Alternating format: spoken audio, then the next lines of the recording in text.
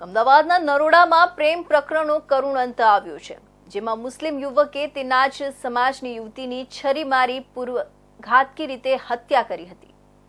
યુવક યુવતી વચ્ચે પ્રેમ પ્રકરણ ચાલતું હતું. તેની તકરારમાં જ યુવકે યુવતીની હત્યા કરી હતી અને યુવકે યુવતીની હત્યા કર્યા બાદ આત્મહત્યા કરી હતી. આ મામલે નરોડા પોલીસે હત્યાનો ગુનો નોંધી વધુ તપાસ હાથ ધરી છે. અમદાવાદના નરોડા વિસ્તારમાં બુધવારે સાંજે જાહેરમાં ખૂની ખેલ ખેલાયો હતો, જેમાં મુસ્લિમ યુવકે તેના જ સમાજની યુવતીની છરી વડી બર્બરતાપૂર્વક હત્યા કરી હતી.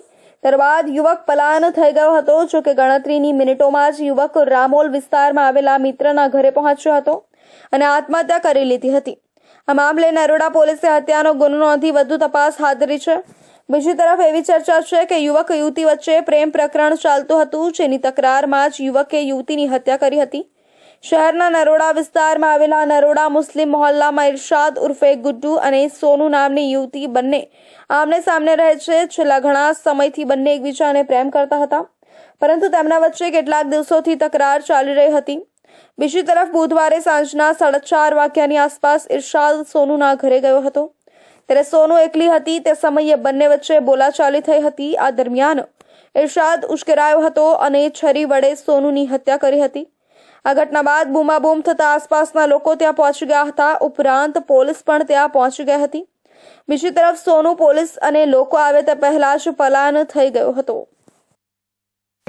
સમગ્ર બાબતે અમે જે તપાસ કરી અને જે અમારી સામે આવ્યું, જે આ બેન જે ભોગ બનનાર છે, મરણ જનાર, એ પોતે એના મધર મુસ્લિમ હતા અને એમના નાનીને ત્યાં જ રહેતા, કારણ કે એના ફાધરની 7-8 વર્ષ પહેલાં ડેથ થઈ ગયેલી અને એના નાની જે છે એ બી મુસ્લિમ જ પરિવાર હતા. એના પિતા ભલે ક્રિશ્ચિયન હતા, પણ આ લોકો મુસ્લિમ ધર્મ જ પાળતા હતા અને બંને મુસ્લિમ મોહલ્લામાં એક જ જગ્યાએ આ જે મારનાર છે આરોપી, એ પણ એની નાનીને ત્યાં જ રહેતો હતો. એવી સમગ્ર ઘટના જે છે અમારે આ તપાસ દરમિયાનમાં સામે આવી છે. સાહેબ, આગળ કઈ દિશામાં તપાસ રહેશે, કારણ કે આરોપી છે તે પણ મૃત્યુ પામ્યો છે, પોલીસની કાર્યવાહી કઈ દિશામાં? હવે આના ચોક્કસ કારણ જાણવા અને જે છે આના છેલ્લે એના છેડા સુધી પહોંચવા માટે અમે જે છે બંનેના મોબાઈલ ફોનો આ બાબતે કબજે લઈ અને આગળની તપાસ હતી કે ભાઈ આ લોકોને કેટલા ટાઈમથી શું સંબંધ હતા, કઈ રીતની જે ચેટિંગ થતું, કે હકીકતે આ પ્રેમ સંબંધ નહીં રાખવાના કારણે કે બીજો પણ એવું કોઈ કારણ હોઈ શકે આની પાછળ, એ દિશામાં અત્યારે તટસ્થ તપાસ